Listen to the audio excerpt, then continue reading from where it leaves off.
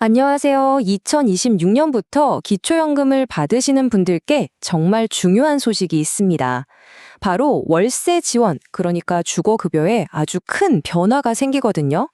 혹시라도 기초연금 때문에 월세 지원이 끊길까봐 걱정하셨나요? 오늘 그 걱정 제가 확실하게 풀어드리겠습니다. 자, 이거 보세요.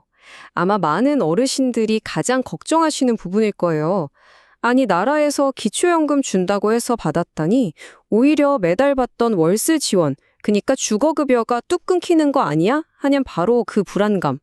근데 이게 그냥 걱정이 아니라 지금까지는 실제로 이런 안타까운 일들이 있었거든요. 네, 그럼 도대체 왜 이런 문제가 생겼던 걸까요? 구체적인 사례를 하나 보면서 그 딜레마를 한번 파헤쳐 보겠습니다. 이걸 아셔야 2026년부터 뭐가 어떻게 좋아지는지 확실히 이해하실 수 있습니다. 여기 서울에 혼자 사시는 A 어르신이 있다고 한번 생각해 볼게요. 이 A 씨의 상황을 따라가다 보면 이 문제의 핵심이 딱 보이실 겁니다. 아마 들으시면서 이거 완전 내 얘긴데? 하시는 분들도 계실지 몰라요. 지금 A 씨의 소득 인정액은 한 달에 100만 원입니다. 이 정도 소득이면 주거급여를 받을 수 있거든요. 그래서 매달 30만 원씩 월세 지원을 잘 받고 계셨어요. 정말 가뭄의 단비 같은 돈이었겠죠. 그런데 A씨가 기초연금 35만 원을 받게 되면서 상황이 꼬이기 시작합니다. 보세요. 소득이 135만 원으로 껑충 뛰었죠. 그러면서 그만 주거급여 지급 기준을 넘어버린 거예요. 아니, 좋은 일인 줄 알았던 기초연금이 오히려 매달 받던 소중한 월세 지원을 끊어버리는 정말 황당하고 허탈한 상황이 벌어진 거죠. 하지만 이제 이런 걱정은 정말 내려놓으셔도 될 것 같습니다.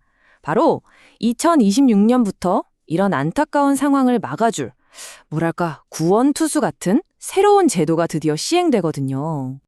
그 이름도 참 든든하죠? 주거급여 특례 제도입니다. 아주 쉽게 말하면 방금 우리가 봤던 A씨처럼 기초연금 때문에 주거급여가 끊길 뻔한 분들을 위한 특별 보호장치예요. 그러니까 연금을 받아서 소득이 좀 늘어도 주거급여 자격은 그대로 지켜주겠다 이겁니다. 네, 맞습니다. 바로 이 느낌이에요.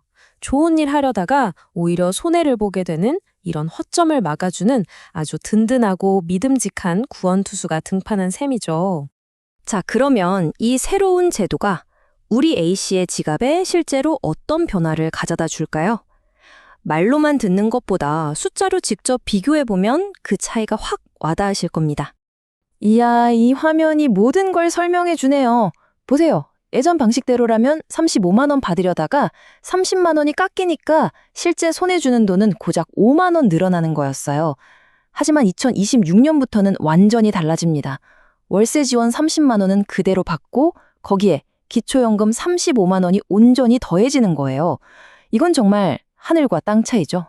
그런데요, 놀라운 건 이게 끝이 아니라는 사실입니다. 단순히 현금 지원만 지켜주는 게 아니에요. 훨씬 더 중요한 추가 혜택들이 있거든요. 바로 주거급여 수급자라는 자격 자체가 유지되기 때문에 따라오는 이 모든 혜택들, 쌀 싸게 사는 양곡 할인부터 전기요금, 통신요금 같은 각종 요금 감면, 그리고 문화생활을 위한 문화 누리카드까지 이 모든 걸 계속해서 누릴 수 있게 되는 겁니다. 정말 대단하죠. 자, 이제 그럼 무조건 기초연금 신청해야겠네 하는 생각이 드시죠? 근데 잠깐만요. 여기서 진짜 중요한, 어쩌면 가장 중요한 한 가지를 반드시 짚고 넘어가야 합니다. 바로 여러분의 건강과 직결된 문제입니다. 모든 사람에게 완벽한 정답이라는 건 없겠죠? 특히 의료비 부담이 좀 크신 분들이라면 이 특례 제도가 오히려 손해가 될 수도 있습니다. 이게 도대체 무슨 소린지 지금부터 명확하게 설명해 드릴게요. 바로 이겁니다. 여기가 오늘 내용의 핵심이에요. 정말 중요하니까 꼭 기억하셔야 해요.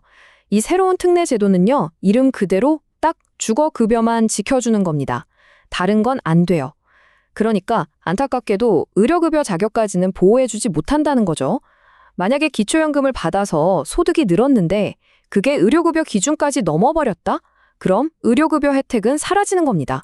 이건 정말 큰 차이죠. 그럼 어떻게 선택해야 할까요? 판단 기준은 의외로 간단합니다. 바로 나의 건강 상태예요. 만약에 나는 병원 갈 일이 거의 없이 건강하다 하시는 분이라면 당연히 매달 35만 원씩 더 받는 기초연금이 훨씬 이득이겠죠. 하지만 반대로 평소에 지병이 있어서 병원도 자주 가고 약값 부담도 크신 분이라면요.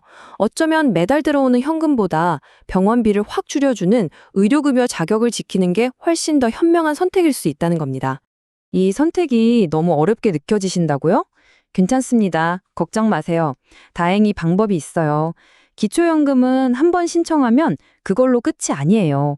일단 신청해서 받아보시다가 나중에 건강이 나빠져서 병원비 부담이 커지면 언제든지 신청을 철회하고 다시 의료급여 혜택을 받을 수 있으니까요.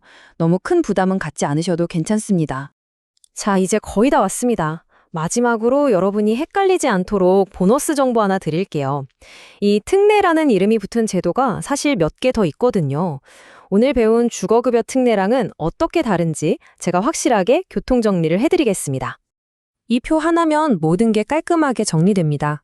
오늘 우리가 집중적으로 알아본 주거급여 특례는 키워드가 뭐다? 바로 기초연금이고 주거급여를 지켜주는 제도입니다. 반면에 의료급여 특례는 병원비가 핵심이에요.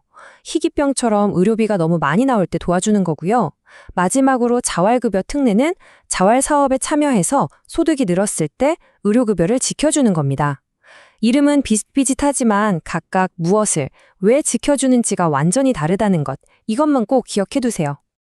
오늘 제가 알려드린 내용을 바탕으로 나의 건강 상태와 재정 상황을 꼼꼼하게 한번 따져보세요. 그리고 본인에게 가장 유리한 선택을 하시면 됩니다. 제도는 계속해서 바뀌지만 가장 중요한 건 그 변화 속에서 나에게 맞는 길을 찾는 거니까요. 여러분의 현명한 결정에 오늘 제 설명이 작은 보탬이 되었기를 진심으로 바랍니다.